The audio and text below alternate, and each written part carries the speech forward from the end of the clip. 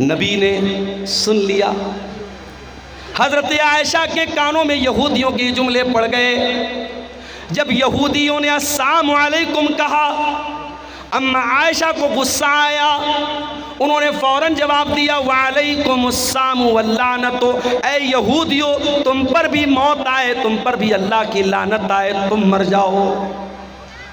اللہ کے نبی نے دیکھا حضرت عائشہ بڑے غصے میں، بڑے جوش میں، بڑے جذبات میں، آپ نے فرمایا محلن یا عائشہ، اے عائشہ ٹھہر جاؤ، رک جاؤ، اتنے جذبات میں کیوں آ رہی ہو، اتنے تیش میں کیوں آ رہی ہو؟ ان اللہ یحب الرفق فی الامر کلہ، اے عائشہ اللہ تعالیٰ نرمی کو پسند کرتا ہے، اللہ تعالیٰ سختی کو پسند نہیں کرتا، اللہ تو نرمی والا ہے، نرمی کو پسند کرتا ہے۔ حضرت عائشہ نے کہا اے اللہ کے نبی آپ نے دیکھا نہیں ان یہودیوں نے کتنی گندی بات آپ کو کہی؟ انہوں نے آپ کو السلام علیکم نہیں کہا، انہوں نے آپ کو السلام علیکم کہا۔ میں کیسے گوارا کر لوں میرے نبی کو موت کی بد دعا دی جائے، میرے نبی کو برا بلا کہا جائے اور میں برداشت کروں؟ حضرت عائشہ نے ہمیں اور آپ کو ایک سبق بھی دیا۔ سبق یہ دیا کہ اگر آپ کے دل میں رسول کی محبت ہے اور رسول کی غیرت ہے اور آپ کے رسول کو برا بھلا کہا جائے تو آپ کو غصہ آنا چاہیے، آپ کے جذبات بھڑکنے چاہیے۔ اگر آپ کے جذبات ٹھنڈے پڑیں، آپ کے نبی کو کچھ بھی کہہ دیا جائے، آپ کے جذبات پر کوئی فرق نہ پڑے، اس کا مطلب کہ آپ بے غیرت ہو چکے ہیں، آپ کے اندر رسول کے نام کی کوئی غیرت نہیں۔ کرسمس کا تہوار آیا، عیسائی مذہب کے لوگ منا رہے، ٹھیک ہے ان کا مذہب ہے، لیکن ہماری شریعت کیا کہتی ہے کہ اللہ تعالیٰ کا کوئی بیٹا نہیں ہے، لم یلد ولم یولد، نہ تو وہ کسی کا بیٹا ہے نہ اس کا کوئی بیٹا ہے۔ کرسمس منانے والا تو یہ عقیدہ رکھتا ہے کہ آج کے دن اللہ تعالیٰ کا بیٹا پیدا ہوا ہے، نعوذ باللہ، اور مسلمان بیچارہ اپنے آپ کو سیکولر ثابت کرنے کے لیے اور اپنے آپ کو مانوتاوادی ثابت کرنے کے لیے یہ کرسمس کی مبارکباد دیتا ہے اور اس میں شامل ہوتا ہے۔ کتنے مسلمان بچے سانٹا کلاس بنتے ہیں اور ان کی نقاب پہنے ہوئی مسلمان ماں اپنے سانٹا کلاس بنے بچے کو اسکول میں چھوڑنے جاتی ہے۔ میرے پیارے بھائیوں، میری ماں اور بہنوں، ہونا تو یہ چاہیے تھا کہ ہم اس شرک سے اگر روکنے کی چھمتا رکھتے تو ہم روکنے کی کوشش کرتے، ہم روک نہیں سکتے تو کم سے کم برا سمجھتے، مگر ہم برا کہاں سمجھ رہے ہیں، ہم تو سپورٹ کر رہے ہیں، ہم تو ساتھ دے رہے ہیں۔ اس کا مطلب کہ توحید کی غیرت ہمارے اندر نہیں ہے، اللہ کی غیرت ہمارے اندر نہیں ہے، اللہ کو گالی دی جا رہی ہے، اللہ کو برا بھلا کہا جا رہا ہے، اللہ کا بیٹا بنایا جا رہا ہے اور ہم مبارکباد دے رہے ہیں، ہم شبھ کامنائیں دے رہے ہیں، ہم ان کے ساتھ شامل ہو رہے ہیں۔ میرے پیارے ساتھیوں، حضرت عائشہ نے یہ سبق دیا ہے کہ مسلمان اگر ہو، اللہ سے محبت کرتے ہو، رسول سے محبت کرتے ہو، اللہ کو برا بھلا کہا جائے تو تمہارا خون کھول جانا چاہیے، رسول کو برا بھلا کہا جائے تو تمہارا خون کھول جانا چاہیے۔ حضرت عائشہ کہتی ہیں مجھ سے برداشت نہیں ہوا، میں نے جواب دیا اے یہودیو تم پر اللہ کی لعنت آئے، تم میرے نبی کو برا بھلا کہہ رہے ہو۔ نبی نے کیا جواب دیا؟ کہا اے عائشہ میں نے ان یہودیوں کی بدتمیزی کو سنا تھا اور میں نے ان کا جواب بھی دے دیا تھا جب انہوں نے السلام علیکم کہا تھا۔ اے عائشہ میں نے جواب دے دیا تھا، میں نے وعلیکم کہہ دیا تھا۔ انہوں نے کہا تھا السلام علیکم، اے محمد صلی اللہ علیہ وسلم آپ کے اوپر موت آ جائے، آپ ختم ہو جائیں، آپ ہلاک ہو جائیں۔ اے عائشہ میں نے جواب دے دیا تھا وعلیکم، تم پر بھی ہلاکت آ جائے، تم بھی مر جاؤ، تم بھی ختم ہو جاؤ۔ یہ میرے نبی کا انداز تھا۔ گالی کا جواب آپ نے گالی سے نہیں دیا۔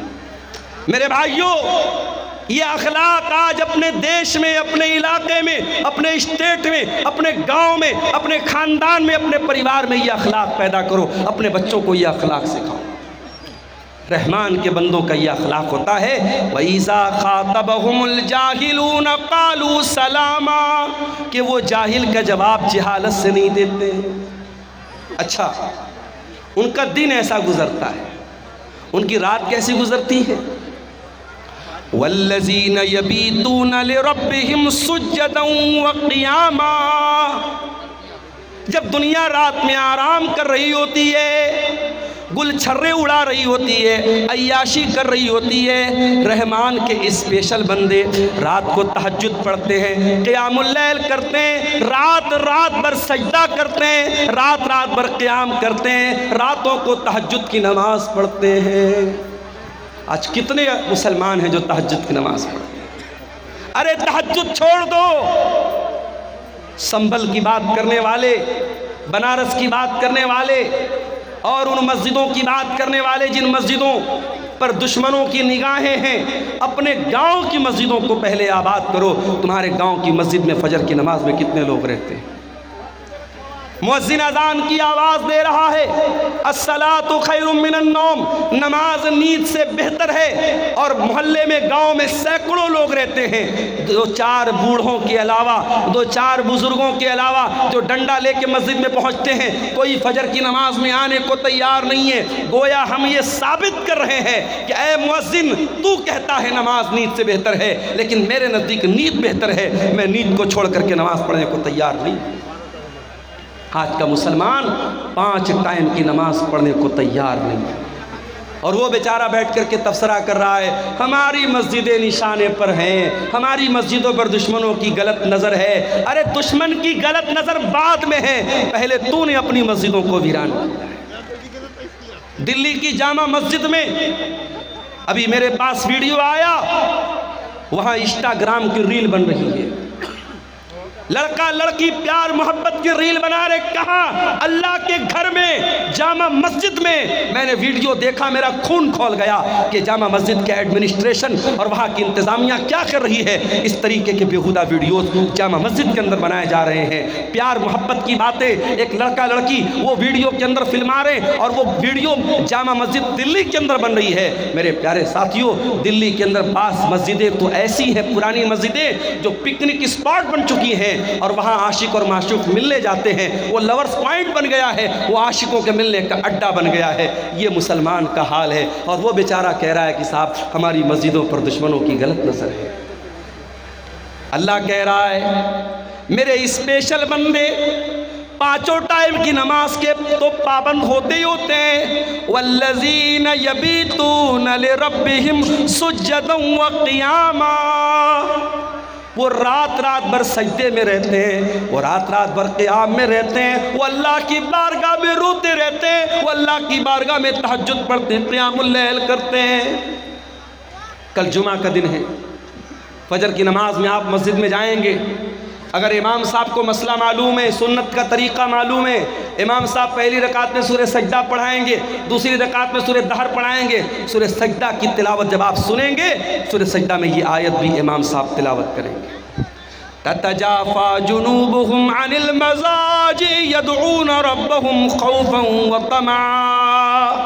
میرے نیک بندے وہ ہیں جو اپنے بستر سے الگ رہتے ہیں، راتوں میں لوگ سوئے رہتے ہیں، میرے نیک بندے اپنے بستر سے الگ ہو کر اللہ کی بارگاہ میں رکوع کر رہے ہوتے ہیں، اللہ کی بارگاہ میں سجدہ کر رہے ہوتے ہیں، میرے نیک بندے تہجد پڑھتے ہیں، میرے نیک بندے قیام اللیل کرتے ہیں۔ اور ایک بات آپ کو بولتا ہوں میرے بھائی، کبھی کوئی مسئلہ پھنس جائے، کبھی زندگی میں کوئی پرابلم آ جائے، کبھی کوئی سمسیا آ جائے، نسخہ بتاتا ہوں، نوٹ کر لو۔ 5 ٹائم کی نماز کی پابندی کرو، اور تہجد کی نماز کے لیے موبائل پر الارم سیٹ کرو۔ فجر کی اذان 5 بجے ہو رہی ہے، رات میں 3 بجے اٹھو اور وضو کر کے 8 رکعت تہجد کی نماز پڑھو، میکسیمم 8 رکعت۔ اگر 8 رکعت پڑھنے کی طاقت نہیں تو 6 بھی پڑھ سکتے ہو، 6 کی طاقت نہیں تو 4 بھی پڑھ سکتے ہو، 4 کی طاقت نہیں تو 2 بھی پڑھ سکتے ہو، منیمم 2 رکعت، میکسیمم 8 رکعت تہجد کی نماز پڑھو میرے بھائی، اور اس کے بعد اللہ کے سامنے اپنی جھولی پھیلا دو۔ اے اللہ، شادی کو 8 سال ہو گئے، تیرا بندہ اولاد کی نعمت سے محروم ہے، اے اللہ میڈیکل چیک اپ کرا لیا، ڈاکٹرز کی رپورٹیں نارمل ہیں، ڈاکٹر کا علاج درست ہے، اے اللہ میرے گھر میں بچے کی کلکاری نہیں گونج رہی ہے، میری بیوی کی گود سونی ہے، اے اللہ مجھے اولاد کی نعمت سے نواز دے۔ میرے پیارے ساتھیوں، یہ تجربہ اور مشاہدہ جو علماء کا اور نیک لوگوں کا رہا ہے وہ میں آپ کو بتا رہا ہوں۔ تہجد کی نماز میں آپ تہجد کی نماز پڑھنے کے بعد اللہ سے وہ چیزیں مانگیے جو اسمبھو ہے، جو ناممکن ہے، اللہ تعالیٰ اس اسمبھو اور ناممکن کو بھی انشاءاللہ ممکن بنا دے۔ تجربے اور مشاہدے کی بات بتا رہا ہوں، کیونکہ وہ وقت ایسا ہے میرے پیارے ساتھیوں جب اللہ خود آسمان دنیا پر نازل ہوتا ہے اور اللہ خود کہتا ہے اپنے بندوں سے مانگو مجھ سے، میں تمہاری پکار کو سنوں گا، مجھ سے مغفرت طلب کرو میں تمہیں معاف کر دوں گا، مجھ سے سوال کرو میں تمہیں دوں گا۔ اللہ دینے کے لیے اترا ہے، اللہ دے رہا ہے۔ اور میرے پیارے ساتھیوں ہم اتنے بد نصیب ہیں، ہم اس مبارک وقت کو، اس عظیم گھڑی کو ہم اس کو کھو دیتے ہیں۔ میرے پیارے ساتھیوں تہجد کی نماز آپ کو بہت کچھ ایسا دے گی جو آپ کو سوچ کے بھی باہر ہے، آپ کے تصور سے بھی باہر ہے۔ اللہ کہہ رہا ہے میرے اسپیشل بندے راتوں کو تہجد کی نماز پڑھتے ہیں۔ اور آگے بڑھیے، اچھا تہجد پڑھتے ہیں اس کا مطلب نیک لوگ ہیں۔ اب جب نیک لوگ ہیں تو ان کو تو اپنے آپ پر ایک خوشی ہونی چاہیے کہ صاحب ہم تو تہجد پڑھنے والے ہیں، جنت تو ہمارے باپ کی ہو گئی، جنت پہ تو ہمارا ریزرویشن ہو گیا۔ نہیں، تہجد پڑھنے کے باوجود اللہ کے عذاب سے ڈرتے رہتے ہیں۔ والذین یقولون ربنا اصرف عنا عذاب جہنم ان عذابها کان غراما انہا ساءت مستقرا ومقاما۔ رحمان کے خاص بندے تہجد کی نماز پڑھتے ہیں، رات رات بھر جاگتے ہیں، لیکن پھر بھی اللہ سے دعائیں کرتے کہ اے پروردگار تو جہنم کے عذاب سے ہم کو بچا لے۔ ان عذابہا کان غراما، جہنم کا عذاب تو چمٹ جانے والا ہے، جہنم کا عذاب تو چپک جانے والا ہے، جہنم کا عذاب تو چھوڑنے والا نہیں ہے، جہنم کی عذاب تو جان چھوڑنے والا نہیں ہے۔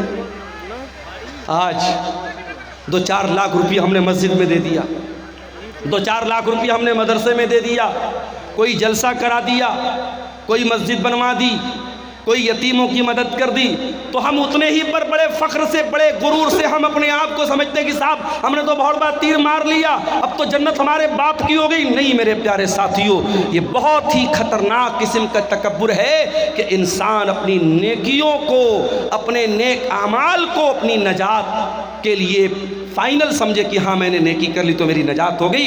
انسان کو نیکی کر کے بھی ڈرنا چاہیے، پتہ نہیں اللہ تعالیٰ نے اس کی نیکی قبول کی ہے کہ نہیں قبول کی۔ ہزاروں سال پہلے جب ابراہیم علیہ السلام نے خانہ کعبہ کو بنایا تھا، ان کا بیٹا اسماعیل بھی اپنے باپ کے ساتھ خانہ کعبہ کو بنا رہا تھا۔ دونوں باپ بیٹے خانہ کعبہ کو بنا رہے تھے، اور باپ بیٹے کیا دعا کر رہے تھے؟ قرآن باپ بیٹوں کی دعا کو بیان کر رہا ہے، وَإِذْ يَرْفَعُ إِبْرَاهِيمُ الْقَوَاعِدَ مِنَ الْبَيْتِ وَإِسْمَاعِيلُ رَبَّنَا تَقَبَّلْ مِنَّا إِنَّكَ أَنْتَ السَّمِيعُ الْعَلِيمُ۔ اے پروردگار، ابراہیم دعا کر رہے ہیں، ان کا بیٹا اسماعیل دعا کر رہا ہے، اے پروردگار ہم بنانے کو تو خانہ کعبہ بنا رہے ہیں، اے اللہ ہم تیرا گھر بنا رہے ہیں، ہم مسجد بنا رہے ہیں، لیکن اے اللہ ہم کو پتہ نہیں ہمارا یہ عمل قبول ہوگا کہ نہیں ہوگا۔ ربنا تقبل منا انک انت السمیع العلیم، اے اللہ تو ہماری اس نیکی کو قبول فرما لے، تو دعاؤں کو سننے والا ہے، تو دل کا حال جاننے والا ہے۔ نیکی کے بعد انسان کو چنتا ہونی چاہیے کہ ہماری نیکی اللہ تعالیٰ کے سویکار ہوئی کہ نہیں ہوئی، اللہ تعالیٰ کے قبول ہوئی کہ نہیں ہوئی۔ رحمان کے بندے تہجد پڑھتے ہیں اور پھر بھی دعا کرتے ہیں کہ اے اللہ ہمیں جہنم کے عذاب سے بچا لے، ان عذابہا کان غراما، جہنم کا عذاب انسان کو چپک جانے والا ہے۔ غراما کا مطلب سمجھتے ہیں؟ عربی زبان میں جب کوئی کسی سے قرضہ لیتا ہے تو جو قرضہ وصولنے کے لیے آتا ہے اس کے لیے عربی میں غرام کا لفظ استعمال ہوتا ہے۔ ظاہر ہے کہ اگر آپ نے کسی سے قرضہ لیا ہے تو بار بار آپ کے گھر پہ آئے گا، آپ کو چھوڑے گا نہیں آپ سے جب تک پیسہ نہیں لے لے گا۔ جہنم کا عذاب بھی غرامہ ہے، جہنم کا عذاب چھوڑنے والا نہیں ہے، جہنم کا عذاب چپک جانے والا ہے، چمٹ جانے والا ہے۔ اللہ تعالی ہم سب کی حفاظت فرمائے۔ انہا ساعت مستقرا و مقاما، جہنم بڑا ہی بری جگہ ہے، بڑا ہی برا ٹھکانہ ہے۔ اور آگے بڑھیے، رحمان کے بندوں کا اخلاق آپ نے دیکھ لیا۔ رحمان کے بندوں کی نماز آپ نے دیکھ لی، رحمان کے بندوں کی دعا آپ نے دیکھ لی، اب تھوڑا سا اور آگے بڑھیے۔ اللہ فرماتا ہے والذین اذا انفقوا لم یسرفوا ولم یقتروا وکان بین ذلک قواما۔ رحمان کے بندے جب خرچ کرتے ہیں تو نہ تو فضول خرچی کرتے ہیں نہ بخیلی کرتے ہیں، وہ بیچ کا راستہ اپناتے ہیں۔ وہ نہ تو کنجوس ہوتے ہیں نہ بخیل ہوتے ہیں، اور نہ ہی دولت ہونے کے باوجود نہ تو دولت ہونے کے باوجود کنجوس ہوتے ہیں، نہ دولت کا مس یوز کرتے ہیں، غلط استعمال کرتے ہیں، نہ فضول خرچی کرتے ہیں نہ کنجوسی کرتے ہیں۔ ہمارے سماج میں دونوں طریقے کے لوگ موجود ہیں۔ بعض لوگ اتنے بڑے کنجوس ہیں، بہت پیسہ ہے لیکن ڈھنگ کا کپڑا بھی نہیں پہنتے، بیوی بیچاری ترستی رہتی ہے کہ ارے مجھے فلاں کپڑا دلا دو، فلاں ساڑی دلا دو، فلاں سوٹ دلا دو، اس کے بعد بہت پیسہ ہے مگر نیت اتنی خراب ہے، بیوی بیچاری وہ روتی رہتی ہے اور یہ بیوی کا بھی حق ادا نہیں کرتا۔ بچے ترس جاتے ہیں اچھا کھانا کھانے کے لیے، یہ کنجوس اپنی دولت کو سجا سجا کے رکھتا ہے، زمینیں خریدتا ہے، جائیداد خریدتا ہے۔ میرے پیارے ساتھیوں، یہ زمینیں، یہ جائیدادیں آپ کے مرنے کے بعد یہ دوسروں کے ہاتھ لگ جائیں گی۔ جب تک آپ زندہ ہیں، اگر اللہ تعالیٰ پیسہ دے رہا ہے، اپنے شریر پر بھی خرچ کرو، اپنے جسم کے اوپر بھی خرچ کرو، اچھا کھاؤ، اچھا پہنو، بچوں کو اچھا کھلاؤ، اگر موقع ملے تھوڑا دنیا بھی گھومو، تھوڑا تفریح بھی کرو، تھوڑا اچھی جگہوں پر اپنے بال بچوں کو لے کے جاؤ۔ اگر اللہ نے دولت دی ہے تو عمرہ بھی کر لو، حج بھی کر لو۔ میرے پیارے ساتھیوں، یہ زندگی کتنے دن ساتھ دے گی ہم نہیں جانتے ہیں، ہم نہیں جانتے ہیں کب کون سی بیماری آ جائے، ہارٹ اٹیک آ جائے اور کب انسان مر جائے، ہم نہیں جانتے میرے پیارے ساتھیوں۔ ابھی 4-5 دن پہلے بنارس میں بائک پر جا رہا تھا، بنارس میں وہ ٹیکسی چلتی ہے، بائک والی ٹیکسی، اس پر میں جا رہا تھا، ایک غیر مسلم نوجوان تھا، بائک چلا رہا تھا۔ میری عادت ہے بائک پر بیٹھتا ہوں جب اس طریقے کی بائک پر تو پوچھتا ہوں جو چلانے والا ہوتا ہے کہ بھائی کیا نام ہے، کہاں کے رہنے والے ہو؟ تو اس نے بتایا بنارس کے قریب کا وہ رہنے والا تھا۔ وہ اس کے خصیے میں، اس کے پیشاب کے مقام پہ جو خصیتین ہوتے ہیں، جو ٹیسٹیکلز ہوتے ہیں، اس میں اس کو کینسر ہو گیا۔ سوچئے 20-25 برس کا نوجوان، ٹیسٹیکلز میں کینسر ہو گیا ہے، اور وہ بیچارہ علاج کرانے کے لیے بنارس آیا تھا، اور اپنے ماں باپ کا اکیلا بیٹا تھا، گھر میں کوئی کمانے والا نہیں تھا۔ وہ بیچارہ کینسر کے مرض سے جو دوچار تھا، اور وہ بنارس میں بائک چلا کر کے اپنا علاج کا خرچہ نکالنے کی کوشش کر رہا ہے۔ اس کی حالت دیکھ کر کے میرے بھائیوں مجھے بڑا ترس آیا، اور میں سوچنے لگا کہ سوچو یہ انسان جو اس قدر خطرناک بیماری میں مبتلا ہے، یہ بھی بیچارہ بائک چلا رہا ہے صرف اس لیے تاکہ 4 پیسے آ جائیں اور میرے علاج کی میں آسانی ہو جائے۔ دنیا میں میرے پیارے ساتھیوں اس طریقے کے بہت سارے لوگ بھرے پڑے ہیں، کون سی بیماری، کون سا ایکسیڈنٹ، کون سا حادثہ آ جائے اور زندگی ختم کر دے ہم نہیں جانتے۔ جب تک زندگی ہے، تندرستی ہے، اس کا صحیح استعمال کرو، دولت ہے اس کا صحیح استعمال کرو، کنجوس بھی مت بنو، بخیل بھی مت بنو، بیوی کا حق ادا کرو، بچوں کا حق ادا کرو، اچھا کھاؤ، اچھا پہنو، اچھے مکان میں رہو، اللہ کی نعمتوں کا فائدہ اٹھاؤ۔ اور اس کا یہ مطلب بھی نہیں ہے کہ آپ کی استطاعت 10,000 کا موبائل لینے کی ہے لیکن آپ لون پر اور EMI پر آپ لاکھ روپے کا آئی فون لے رہے ہیں۔ طاقت 10,000 کا موبائل لینے کی ہے مگر لون پر اور EMI پر آپ کیا لے رہے ہیں؟ 1 لاکھ روپے کا آئی فون لے رہے ہیں۔ یہ میرے پیارے ساتھیوں، جتنی بڑی چادر ہو انسان کو پیر اتنا ہی پھیلانا چاہیے۔ نہ فضول خرچی کرنا اسلام میں صحیح ہے، نہ بخیلی کرنا اسلام میں صحیح ہے۔ آج جلسہ ہوتا ہے، سوشل میڈیا پر جلسوں کے بارے میں کتنی باتیں ہوتی ہیں، خاص طور سے سیمانچل کے جلسوں کے بارے میں لوگ بولتے ہیں بڑی فضول خرچی ہوتی ہے۔ کبھی کوئی اس پر کیوں نہیں چرچا کرتا؟ ٹھیک ہے، جلسوں میں جو خرابیاں ہیں اس کو ہمیں دور کرنا چاہیے، اس پر بھی تو چرچا ہونی چاہیے کہ سیمانچل نہیں پورے انڈیا میں مسلمان شادیوں میں کتنا پیسہ پانی کی طرح بہاتا ہے۔ اتر پردیش کی 2 شادیاں ابھی حال ہی میں کرنٹ میں میرے سامنے آئیں۔ سدھارتھ نگر میں شادی ہوئی، مسلمان لڑکا باراتیوں پر پیسہ لٹا رہا ہے اور 20 لاکھ روپیہ اس نے باراتیوں پر نوٹوں کی گڈیاں اس نے اڑا دی، 20 لاکھ روپیہ اس نے پانی کی طرح بہا دیا۔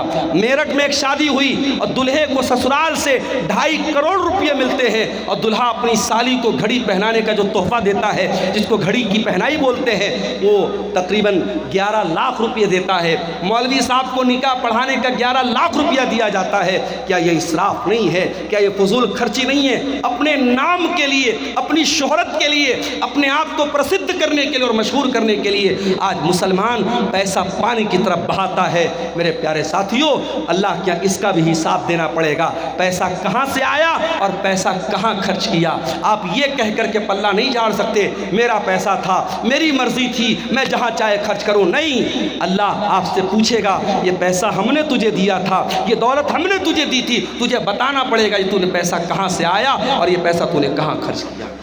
والذین اذا انفقوا لم یسرفوا ولم یقتروا وکان بین ذلک قواما۔ رحمان کے خاص بندے جب پیسہ خرچ کرتے ہیں، جب دولت خرچ کرتے ہیں، نہ فضول خرچی کرتے ہیں، نہ بخیلی کرتے ہیں، وَكَانَ بَيْنَ ذَلِكَ قَوَامًا، وہ بیچ کا راستہ اپناتے ہیں۔ اور آگے بڑھیے، وَالَّذِينَ لَا يَدْعُونَ مَعَ اللَّهِ إِلَٰهًا آخَرَ وَلَا يَقْتُلُونَ النَّفْسَ الَّتِي حَرَّمَ اللَّهُ إِلَّا بِالْحَقِّ وَلَا يَزْنُونَ۔ اور رحمان کے خاص بندے تین بڑے بڑے پاپوں سے اپنے آپ کو بچاتے ہیں۔ تین مہا پاپ ہے اسلام میں، تین بڑے بڑے گناہ ہیں اسلام کی نظر میں، سن لیجئے اس کو۔ وَالَّذِينَ لَا يَدْعُونَ مَعَ اللَّهِ إِلَٰهًا آخَرَ، رحمان کے خاص بندے اللہ کے ساتھ کسی کو شریک نہیں کرتے، وہ شرک نہیں کرتے۔ ان کا ہاتھ اگر اٹھتا ہے اللہ کے سامنے اٹھتا ہے، وہ سجدہ کرتے ہیں تو اللہ کی بارگاہ میں سجدہ کرتے ہیں، وہ کسی قبر پہ سجدہ نہیں کرتے، کسی مزار پہ سجدہ نہیں کرتے، کسی پتھر کے بت کے آگے سجدہ نہیں کرتے، وہ لال کالے پیلے دھاگوں کو مشکل کشا نہیں سمجھتے۔ آپ کیا بولیے گا؟ اسی کٹیہار کے علاقے میں نے دیکھا اہل حدیث کا گھر ہے، شیر آبادی کا گھر ہے، اور گھر میں اس نے کیا لگایا ہے؟ دکان اور مکان کی خیر و برکت کے لیے۔ اس پہ کیا لکھا ہوا ہے؟ کچھ گنتیاں لکھی ہوئی ہیں، کچھ گنتیاں لکھی ہوئی ہیں، اور یہ عقیدہ رکھا گیا کہ یہ میرے مکان میں لگا رہے گا تو میرے مکان میں برکت آئے گی۔ یہ الٹی سیدھی گنتی لکھنے سے تیرے مکان میں برکت نہیں آئے گی، مکان میں برکت تیرے عمل سے آئے گی، تیرے ایمان سے آئے گی، تیرے قرآن پڑھنے سے آئے گی۔ قرآن کی آیتوں کو تو لٹکا دے یا گنتیوں کو لٹکا دے، اس سے تیرے گھر میں برکت نہیں آئے گی۔ میرے بھائیوں، بات کڑوی ہے مگر میں سچی بات کہتا ہوں، آج ہم اہل حدیثوں کو بھی اپنے عقیدے پر محنت کرنے کی ضرورت ہے۔ آج ہمارے جلسوں میں توحید پر تقریریں بند ہو گئیں، اخلاق کی باتیں ہو رہی ہیں، نماز کی باتیں ہو رہی ہیں، شراب سے روکا جا رہا ہے، زنا سے روکا جا رہا ہے، مگر دنیا کا سب سے بڑا پاپ کیا ہے؟ دنیا کا سب سے بڑا گناہ کیا ہے؟ شرک کرنا۔ آج کتنی مسلمان لڑکیاں ہیں کالجوں میں پڑھ رہی ہیں، ہندو سہیلی کے ساتھ وہ پڑھ رہی ہے، اس کا کوئی تہوار آیا، اس نے ایک بچی مہیلا پنجاب میں رو رہی ہے، جن کی بچی ہے اس کو لے جائے۔ کسی غیر مسلم کا تہوار آیا، مسلمان لڑکی اسکول اور کالج میں پڑھ رہی ہے، اس کے تہوار میں باقاعدہ شامل ہوتی ہے اور اس کے مذہبی عبادت میں شامل ہوتی ہے۔ میں یہ مسئلہ بتا دوں آپ کو، آپ کے گاؤں کا کوئی غیر مسلم پڑوسی ہے، کوئی غیر مسلم بھائی ہے، اس کے ساتھ میل جول رکھنا، اس کے ساتھ پیار محبت کرنا، اس کے ساتھ اچھا سلوک کرنا، اس کے سکھ دکھ میں کام آنا، میں بالکل منع نہیں کر رہا ہوں، اسلام تو اس کا حکم دیتا ہے۔ مگر ہاں، جب مسئلہ ایمان کا آ جائے، جب مسئلہ عقیدہ کا آ جائے، وہاں کوئی کمپرومائز نہیں کرنا۔ کسی غیر مسلم کے مذہبی عبادت میں آپ کو شامل نہیں ہونا ہے۔ عبادت اگر ہوگی تو اللہ کی ہوگی، یہ اصول ہے، یہ اصول ہے قرآن کا۔ قل یا ایھا الکافرون لا اعبد ما تعبدون، اے نبی آپ کہہ دیجئے کہ اے کافروں، جس کی عبادت میں کرتا ہوں اس کی تم نہیں کرتے، جس کی تم کرتے ہو میں نہیں کرتا۔ تو رحمان کے خاص بندے شرک نہیں کرتے۔ سب سے بڑا پاپ کیا ہے؟ اللہ کے برابر کسی کو بنا دینا، اللہ کے برابر کسی کو درجہ دے دینا۔ آپ تو سیمانچل کے علاقے میں رہتے، یہاں تو کم یہ چیزیں آپ کو ملیں گی۔ آپ ذرا سا اتر پردیش میں آئیے، ذرا کلکتہ چلے جائیے، ذرا آپ مالدہ سائیڈ میں، بارسوئی سائیڈ میں آپ چلے جائیے، آپ کو جگہ جگہ شرک کے اڈے مل جائیں گے۔ مسلمان کس کس چیز کے آگے سر جھکا رہا ہے آپ یقین نہیں کر سکتے۔ ایک مسلمان راستے میں جا رہا تھا، اس کے ایک پیر کا جوتا ٹوٹ گیا، اب ایک پیر کا جوتا پہن کے تو وہ چل نہیں سکتا تھا، اس نے مارے غصے میں اپنے جوتے کو ایک پیڑ کے اوپر پھینک دیا۔ 1 سال کے بعد جب وہ مسلمان اس جگہ سے گزرا، دیکھا کہ پورے پیڑ پر ڈھیر سارے جوتے پڑے ہیں۔ اس نے کسی سے پوچھا بھائی اس پیڑ پر اتنے سارے جوتے کہاں سے آئے؟ کہا کہ نہیں معلوم، بس کوئی آدمی یہاں سے گزرا تھا، دیکھا کہ اس پیڑ پر ایک جوتا پڑا ہے، تو لوگوں نے آپس میں یہ دھارنا بنا لی، یہ عقیدہ بنا لیا کہ اس پیڑ کے اوپر جوتا لٹکانے سے بگڑی بن جائے گی، مصیبت دور ہو جائے گی، منت پوری ہو جائے گی۔ اب جوتے پر جوتا لٹکایا جا رہا ہے۔ یہ مسلمان کا عقیدہ ہے۔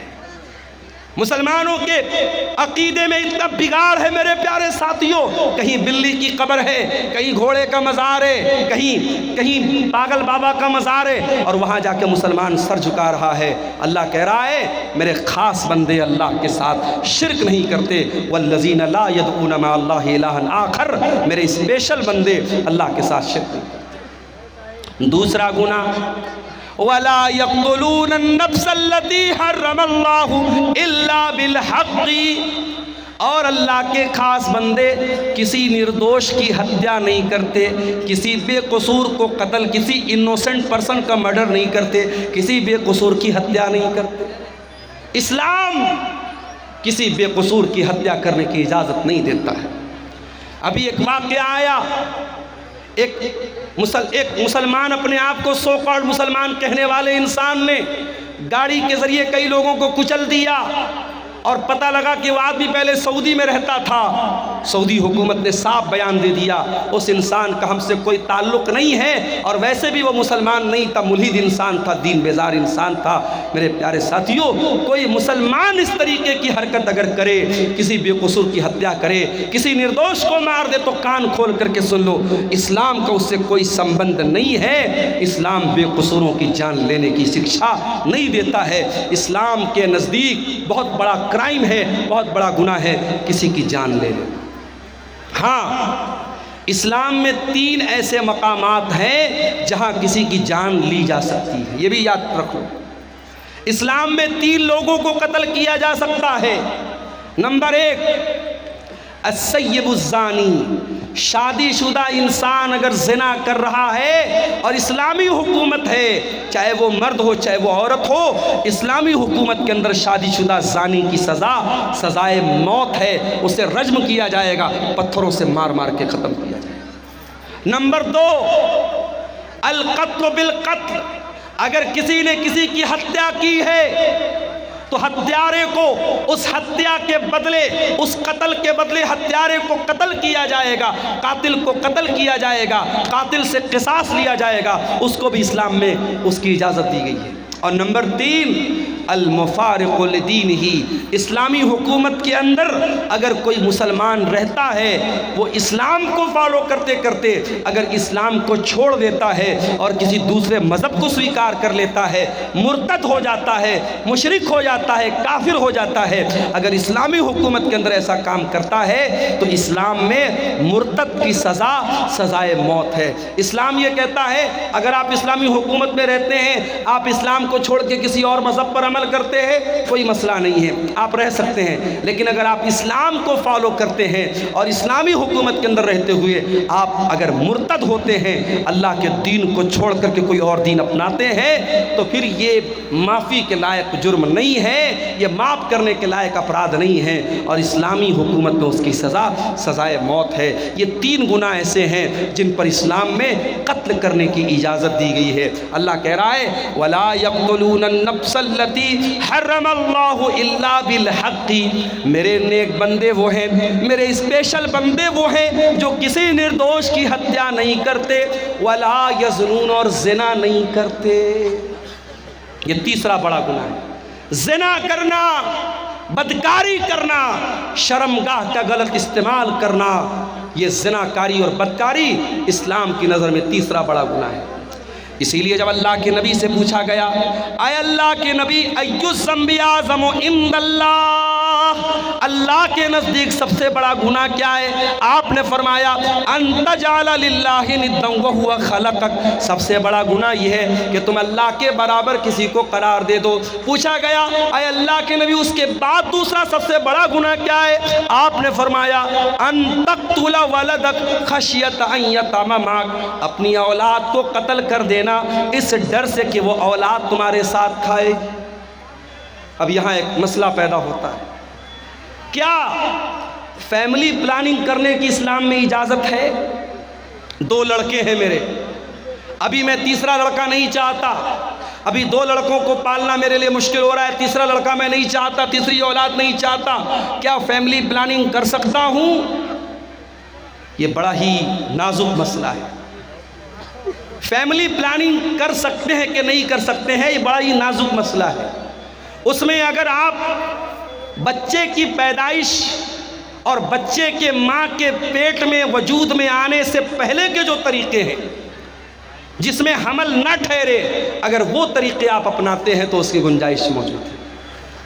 اگر آپ کوئی پرماننٹ ایسا جیسے نسبندی ہو جاتی ہے، یہ غلط ہے، یا بغیر کسی مجبوری کے عورت کو آپریشن کرا دیا جائے، یہ غلط ہے۔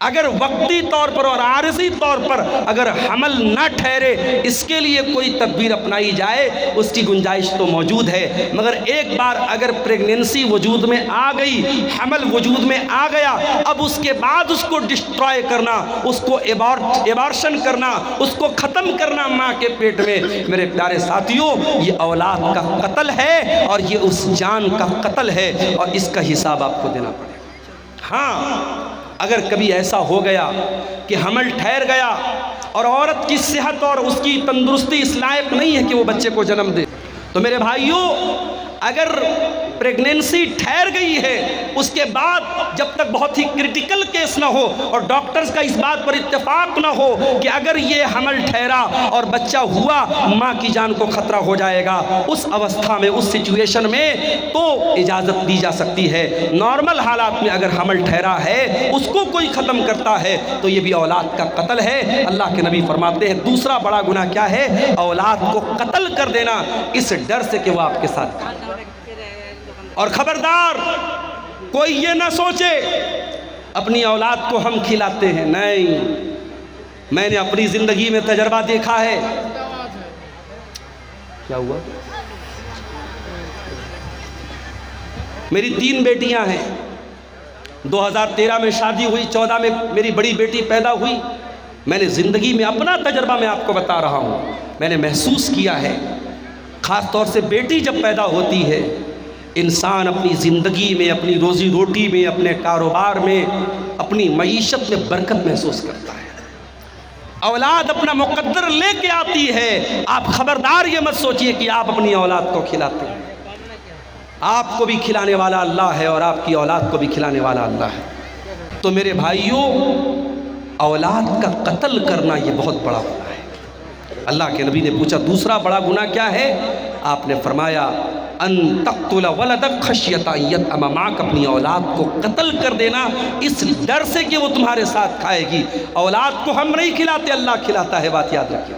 نحن نرزقہم وإیاکم، تم کو بھی کھلانے والے ہم ہیں، تمہاری اولاد کو کھلانے والے بھی ہم ہیں۔ اس غلط فہمی میں مت رہنا کہ اولاد کو ہم کھلاتے ہیں۔ اللہ کہہ رہا ہے کہ تمہاری اولاد کو ہم کھلاتے ہیں، تم اپنی اولاد کے روزی کے مالک نہیں ہو۔ اللہ تعالیٰ یہ 1000 کسی بھائی نے چندہ دیا ہے، اللہ اس چندے کو قبول فرمائے، اور اس طریقے سے آپ آتے رہیے، تقریر تو ہوتی رہے گی، آخر میں 10-15 منٹ تھوڑا سا آپ یہاں پر آ کر کے میرے ہاتھوں پہ بھی کچھ چندہ دے دیجئے تاکہ مولانا توحید صاحب کی بات بھی رہ جائے، اور جو جلسے کی کمیٹی کے لوگ مایوس بیٹھے ہوئے ہیں، اصل جو مقصد ہے، جو پرپز ہے جلسے کا، چندہ بتا رہے کافی کم ہوا ہے۔ آپ حضرات بہت بڑی تعداد میں آئے ہیں، اتنی بڑی بھیڑ اور اتنا بڑا مجمع اگر آئے، اور عیدگاہ جیسی پاکیزہ جگہ کے لیے جہاں سال میں عبادت ہوگی، عید اور بقرعید کی نماز ہوگی، اور ایک بار یہ زمین خرید دی گئی تو سمجھو جب تک وہ زمین رہے گی اور نماز پڑھی جاتی رہے گی، ثواب آپ کو ملتا رہے گا۔ پرماننٹ آپ صدقہ کر کے انشاءاللہ جائیں گے، صدقہ جاریہ، تو ضرور آپ اس میں حصہ لیں میرے پیارے ساتھی۔ دیکھیے آپ حضرات مولانا کا ہاتھ کر دیں اور دعا لے لیجیے۔ مولانا مسافر آ گئے ہیں، یہ 2000 روپیہ بھی کسی بھائی نے دیا ہے، اللہ ان کے چندے کو بھی قبول فرمائے۔ دعا دینے میں دیکھی میری، اور जलसा कमेटी के लोगों से गुजारिश है कि माँ बहनों के पंडाल में चादर लेके जाए, जिनको जिम्मेदारी है। जो भी हमारे भाई ताउन कर रहे हैं, अल्लाह इनके चंदे को कबूल फरमाए। तो अल्लाह के नबी से पूछा गया कि दूसरा बड़ा गुनाह क्या है? आपने कहा औलाद को कत्ल करना। फिर पूछा गया अल्लाह के नबी तीसरा बड़ा गुनाह क्या है? आपने फरमाया अंतुज़ानिया हलीलत जारिक, अपने पड़ोसी की बीवी के साथ जिना करना। ज़िना तो किसी भी औरत के साथ करना हराम है। पड़ोसी का जिक्र आपने ख़ास तौर से इसलिए किया क्योंकि पड़ोसी के ऊपर भरोसा करता है। अगर कोई अपने पड़ोसी के साथ विश्वासघात करे, पड़ोसी के भरोसे का खून करे, तो ये डबल गुनाह है, ये गुनाह पर गुनाह है। इसलिए अल्लाह के नबी ने पड़ोसी का ख़ास तौर से जिक्र किया। तो ये तीन बड़े बड़े गुनाह हैं। रहमान के ख़ास बंदे न तो शिर्क करते हैं, न कत्ल करते हैं, न ज़िना करते हैं। और अल्लाह आगे क्या कहता है? वमन यफ़अल ज़ालिका यल्क़ा सामा, और जो भी इंसान शिर्क करेगा, किसी निर्दोष की हत्या करेगा या ज़िना करेगा, वो बहुत बड़ी मुसीबत उठाएगा और बहुत बड़े गुनाह में पड़ जाएगा। युज़ाफ़ लहुल अज़ाबु यौमल क़ियामति व यख़्लुद फ़ीही मुहाना, और हमेशा वो जहन्नम की आग में जलता रहेगा। लेकिन हाँ, ज़िना करने वाला भी तौबा कर ले। दुनिया वाले कहते सुबह का भूला शाम को लौट जाए, तो भूला नहीं कहते। अल्लाह कह रहा है अगर ज़िना करने वाला, कत्ल करने वाला, शिर्क करने वाला भी सच्ची तौबा कर ले, मैं उसे स्वीकार करने को तैयार हूँ, मैं उसे कबूल करने को तैयार हूँ। इल्ला मन ताबा व आमना व अमिला अमलन सालिहा फ उलाइका युबद्दिलुल्लाहु सय्यिआतिहिम हसनात व कानल्लाहु गफूरर रहीमा। जो तौबा करेगा, जो ईमान लाएगा और जो नेक अमल करेगा, अब तक जितना गुनाह किया गुनाह कर लिया, अब तक जितना गलत काम किया कर लिया, अब तौबा कर लिया और ईमान के रास्ते पर आ गया और नेक अमल कर लिया, तो अल्लाह क्या कहता है? हम ऐसे लोगों के गुनाहों को नेकी में बदल देंगे। अब तक जितने क्राइम किए, जितने गुनाह किए, जितने पाप किए, हम उनके पापों को, उनके गुनाहों को माफ़ कर देंगे और उसको ट्रांसफ़र कर देंगे नेकियों में। मेरे प्यारे साथियों, तौबा का एक तरीक़ा ये भी है, इंसान नमाज़ें पढ़े, सदका खैरात करे, अल्लाह की राह में अपनी दौलत और अपने माल को खर्च करे। अगर आपको ये महसूस होता है हाँ मुझसे ज़िंदगी में कुछ गुनाह हुए हैं, तो तौबा का तरीक़ा एक ये भी है कि आप जिस तरीके से आज के इस प्रोग्राम में आपको मौका मिल रहा है कि आप ईदगाह की ज़मीन के लिए एक सदका जारिया आप दें, आप यहाँ पे आएँ और अपना चंदा ज़रूर लिखवाएँ और दें, ताकि अल्लाह ताला आपकी तौबा को कबूल करे। जो तौबा करेगा और नेक अमल करेगा और ईमान के रास्ते पर चलेगा, अल्लाह कह रहा है उसके गुनाहों को हम नेकियों में बदल देंगे। वमन ताबा व अमिल सालिहन फ़इन्नहु यतूबु इलल्लाहि मताबा, और जो इंसान तौबा करता है वो सही रास्ते पर वापस पलट जाता है, वो अपनी गाड़ी को यू टर्न लेकर के सही रास्ते पर आ जाता है। आपको कटिहार से मोहना चाँदपुर आना था, सही रास्ते पर आप चल रहे थे, अचानक गूगल मैप के चक्कर में गलत रास्ते पर चले। आजकल गूगल मैप बहुत रास्ता गड़बड़ बता देता है। अभी उत्तर प्रदेश में गूगल मैप के चक्कर में एक पुल कोई बन रहा था, अभी आधा अधूरा पुल बना था, उस पर 4 व्हीलर लेकर के एक नौजवान चला गया और पुल पर से उसकी गाड़ी गिर पड़ी और नौजवान बेचारा इंतकाल कर गया, अल्लाह को प्यारा हो गया। तो आप गूगल मैप के चक्कर में गलत रास्ते पर जब चले गए, रास्ते में एक आदमी जा रहा था, जलसे में जा रहा था, उसने कहा भाई साहब कहाँ जा रहे हैं? आपने कहा मोहना चाँदपुर जा रहा हूँ। तो उसने आपको बताया कि नहीं, आप अपनी गाड़ी को मोड़ दीजिए, आप यू टर्न ले लीजिए। तो तौबा भी यू टर्न है मेरे प्यारे साथियों। जब आप तौबा करते हैं, जब आपने गुनाह का काम किया, हमने कोई गलत काम किया, उस वक्त तक हम गलत ट्रैक पर चल रहे थे, गलत रास्ते पर चल रहे थे, जैसे ही हमने तौबा कर लिया, अल्लाह कह रहा है फ़इन्नहु यतूबु इलल्लाहि मताबा, हम अल्लाह के रास्ते की तरफ लौट के चले।